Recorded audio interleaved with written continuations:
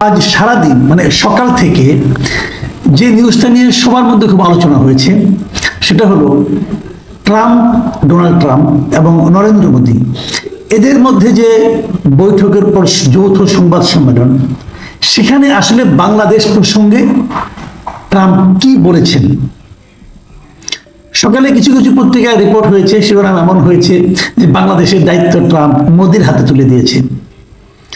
আসলে কি তাই দিয়েছে, অথবা ট্রাম্প তুলে দেওয়ার কি? এটাও কিন্তু একটা বেসিক কোশ্চেন। এবং এটা নিয়ে দেখলাম একটা ধুমধুমার কাণ্ড। ভারতের মিডিয়াগুলো দেখলাম নানা রকম নিউজ করেছে, তবে এগুলো নিয়ে নানা রকম ব্যাখ্যা হচ্ছে। এমনকি আমাদের আইন উপদেষ্টাকেও দেখলাম যেটা নিয়ে উনি একটা ব্যাখ্যা দিয়েছেন। ওনার ফেসবুক পেজে একটা লেখা লিখেছেন এবং সেখানে উনি বলেছেন যে এই হেডলাইনগুলো মিসলিডিং ছিল, ঠিক মতো অনুবাদ তারা করতে পারেনি, অথবা তারা ইচ্ছে করেই ভুল করেছে, এই ধরনের নানা রকম কথাবার্তা ছিল। আমি এগুলো নিয়ে অত ডিটেলে যাব না, যখন এগুলি গেলে পরে কেন যাবো আমি বুঝতে পারছি না। আমি আবার তবু আপনাদেরকে যারা এই অনুষ্ঠান আগের নিউজগুলো দেখেননি, তাদেরকে যারা শুনছেন এই অনুষ্ঠান, তাদেরকে আমি একটা মোটামুটি একটা ধারণা দিই, তাহলে হবে। এই যৌথ সংবাদ সম্মেলনে একজন ভারতীয় সাংবাদিক উনি ইংরেজিতে জিজ্ঞাসা করেছেন যে এই যে বাংলাদেশ প্রসঙ্গে তার জিজ্ঞাসা ছিল যে বাংলাদেশে যুক্তরাষ্ট্রের ডিপ স্টেটের কোনো ভূমিকা ছিল কিনা। এই ছিল প্রশ্ন। ডিপ স্টেট জিনিসটা কি এটা একটু আপনাদের বলে নিই। ডিপ স্টেট হচ্ছে ছায়া সরকার, মানে গভীর সরকার না, গভীর দেশ না, ছায়া সরকার আর কি। ছায়া সরকার মানে এইভাবে, ঠিক ছায়া সরকারও না, ব্যাপারটা হলো অদৃশ্য একটা সরকারের প্রভাব। মানে যুক্তরাষ্ট্র বাংলাদেশের এই যে পট পরিবর্তন, এই পট পরিবর্তনে যুক্তরাষ্ট্রের সরাসরি রাষ্ট্রীয় কোনো ভূমিকা না থাকলেও যুক্তরাষ্ট্রের কিছু কর্মকর্তা, সরকারি গোয়েন্দা সংস্থার কিছু কর্মকর্তা, অথবা বেসরকারি কোনো ব্যবসায়ী যিনি অর্থলগ্নি করতে পারেন এমন কোনো ব্যক্তিবর্গ, তারা এই পট পরিবর্তনে কোনো ভূমিকা রেখেছে কিনা। এই যে লোকগুলি বললাম আমি, সরকারি বেসরকারি পাওয়ারফুল বিভিন্ন ব্যক্তি, তারা আনুষ্ঠানিকভাবে না অনানুষ্ঠানিকভাবে কোনো ভূমিকা রাখা, এটাই হলো ডিপ স্টেট। এটাই উনি জিজ্ঞাসা করেছেন যে ডিপ স্টেটের কোনো ভূমিকা ছিল কিনা। দেখেন, পৃথিবীর কোনো দেশের সরকার প্রধানকে স্বীকার করবে যে হ্যাঁ আমার ডিপ স্টেটের ভূমিকা ছিল? করবে না। তো প্রশ্ন করার জন্য করা। এখন এই প্রশ্নে কিন্তু নরেন্দ্র মোদী কি হয়েছেন আমি জানি না, ডোনাল্ড ট্রাম্পের তো খুশি হওয়ার কোনো কারণ নাই, এবং ওনার জবাব কথা সবাই জানেন। উনি বলুন না আমাদের ডিপ স্টেটের কোনো ভূমিকা ছিল না, এবং উনি তাই বলেছেন যে আমাদের ডিপ স্টেটের কোনো ভূমিকা ছিল না। এবং এক পর্যায়ে উনি কি বলেছেন সেটা আমি আপনাদেরকে একটু বলি। উনি বলেছেন যে সেখানে আমাদের ডিপ স্টেটের কোনো ভূমিকা ছিল, ইংরেজি বলেছেন, বাংলায় আমার মতো করে অনুবাদ করে বলছি আপনাকে, যে সেখানে আমাদের ডিপ স্টেটের কোনো ভূমিকা ছিল না। এটা এমন একটা বিষয় যেখানে প্রধানমন্ত্রী মানে নরেন্দ্র মোদীকে ইঙ্গিত করে বলেছেন প্রধানমন্ত্রী দীর্ঘদিন ধরে কাজ করছেন।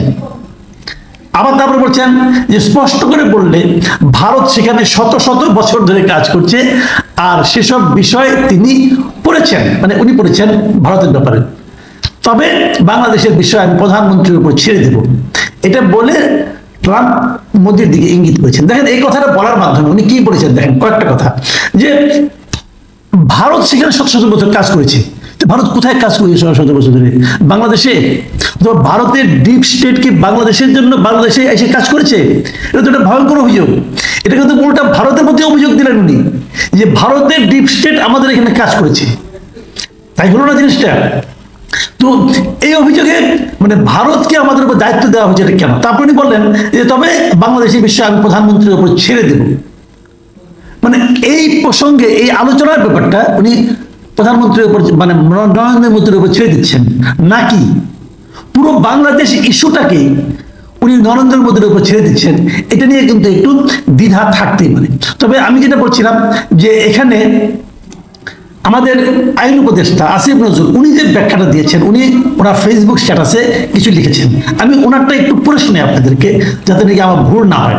উনি বলেছেন যে উনি লিখেছেন যে ট্রাম্পকে ইন্ডিয়ান সাংবাদিক যে প্রশ্নটা করেছিল তার সামারি হলো বাইডেন প্রশাসনের সময় বাংলাদেশে রেজিম চেঞ্জ মানে হাসিনার পতন ইস্যুতে আমেরিকার ডিপ স্টেটের ভূমিকা আছে, এই ব্যাপারে আপনার মন্তব্য কি?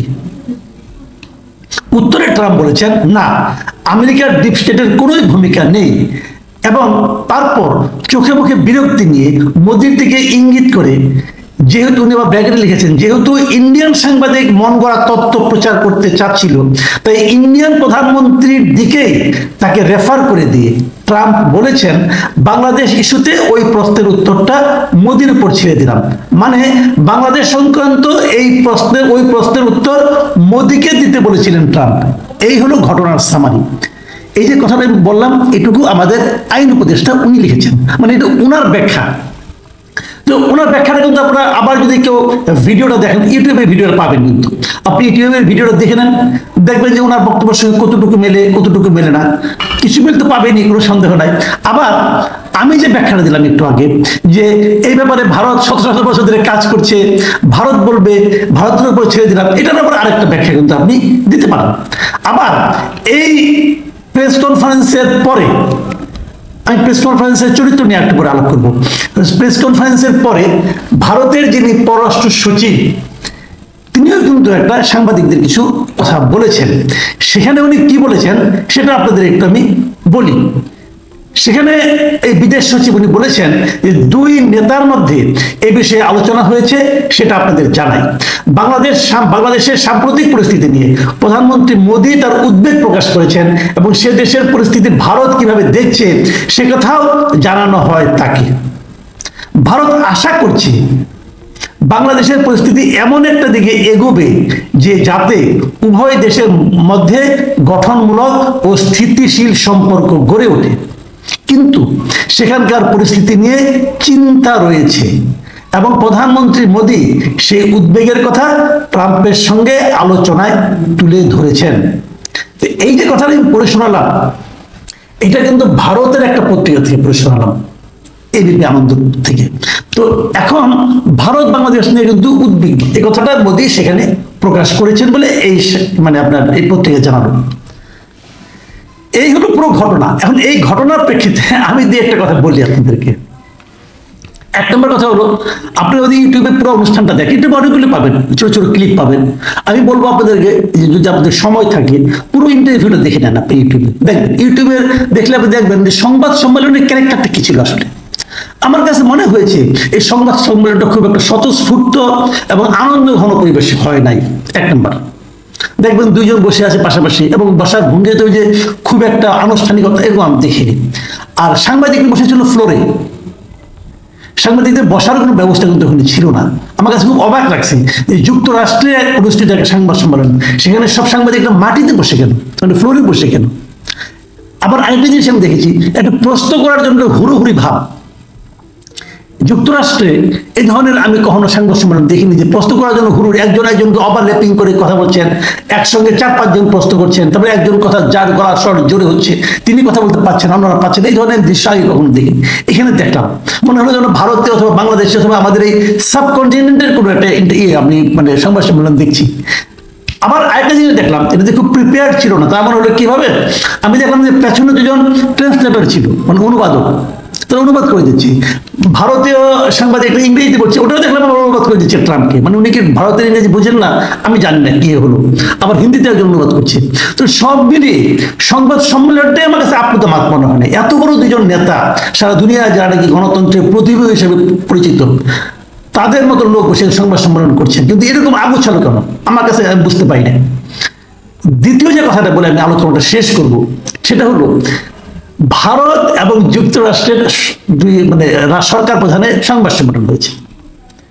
সেখানে বাংলাদেশ প্রসঙ্গে একটা কথা এসেছে, যে কথাটার একাধিক অর্থ হতে পারে, কিন্তু সেটা নিয়ে আমরা তো উদ্বিগ্ন কেন? আজকে সোশ্যাল মিডিয়ায় আমি দেখলাম কতজন যে কত রকম ব্যাখ্যা দিচ্ছে। যারা নাকি এই সরকারকে অপছন্দ করে তারা ব্যাখ্যা দিচ্ছে এই সরকারের এবার দিন শেষ, কারণ ভারতকে দায়িত্ব দিয়েছে যুক্তরাষ্ট্র, এবার ভারত আমাদের উপরে ঝাঁপিয়ে পড়বে, এই একটা ভার্সন দেখছি। আবার আরেকটা ভার্সন দেখছি, না ভারতকে কোনো দায়িত্বই দেওয়া হয়নি, ভারত কিছুই করবে না, আমেরিকাই সব করবে, এই আরেকটা ভার্সন। আমি বুঝতে পারি না এই বিতর্কে আমাদের উপদেষ্টারা পর্যন্ত জড়িয়ে গেলেন কেন? দরকারটা কি? আমাদের আর কোনো কাজ নাই, ওখানে কি হলো কি না হলো এটা পাত্তা দেওয়ার দরকারটা কি? আমি তো এটা বুঝতে পারছি না কিছু। যুক্তরাষ্ট্র ভারতকে দায়িত্ব দেওয়া কে? বাংলাদেশ কি যুক্তরাষ্ট্রের প্রপার্টি? যে যুক্তরাষ্ট্র বলে দিল যে আমার এই 3 ছেলেকে তুমি দেখো, ভাই আমি তো কোনো এতিম ছেলে না, আমি একটা স্বাধীন সার্বভৌম রাষ্ট্র। তো আমাকে কেন এটা নিয়ে এত টেনশন করতে হচ্ছে? এতই কি সহজ সবকিছু, দুনিয়াটা এতই সহজ? এটা কিন্তু একটা গুরুত্বপূর্ণ বিষয়, আমি এই জিনিসটা বুঝলাম না। আর আমি যে কথাটা আসলে বলে শেষ করতে চাই সেটা হলো, এই সংবাদ সম্মেলন থেকে আমি যে জিনিসটা বুঝেছি, ভাই বাংলাদেশের ব্যাপারে ট্রাম্পের কোনো আগ্রহ নেই। ট্রাম্প হলো এমন একজন রাষ্ট্রপতি আমেরিকা পেয়েছে যিনি কি আমেরিকার বাইরে কিছু চিন্তাই করে না। কোথায় আমেরিকার প্রভাব বাড়লো, কোথায় কমলো, বিশ্বের কোথায় আমেরিকার প্রভাব একদম শেষ হয়ে গেল, এটা নিয়েও আমেরিকার কোনো চিন্তা নাই। তারা তার দেশটাকে নিয়ে চিন্তা করছে, তার দেশের মানুষকে নিয়ে চিন্তা করছে, এর বাইরে কিছু না। কাজেই এখানে কিছু হলো কি হলো না এটা নিয়ে অত টেনশন করার কিছু নেই। ভারতের যে চিন্তা আমাদেরকে নিয়ে সেটা থাকবে, সেটা যতদিন এখানে বাংলাদেশ থাকবে ততদিনই থাকবে। সরকারে কে থাকুক না থাকুক সেটা ব্যাপার না। সবসময় ভারত চাইবে বাংলাদেশের উপর প্রভাব বিস্তার করতে, কেন চাইবে না? সব পৃথিবীর সব দেশই তার প্রতিবেশীর উপর প্রভাব বিস্তার করতে চায়, এটা কেন চাইবে? সেখানে আমাদের কোনো ষড়যন্ত্র তত্ত্ব বিশ্বাস করে সে অনুযায়ী কাজ করার দরকার নাই। আমরা আমাদের কাজটা করে যাই, যা হবার তাই হবে। আমাদের মধ্যে যদি দেশপ্রেম থাকে তাহলে তো আর কোনো সমস্যা আমি দেখি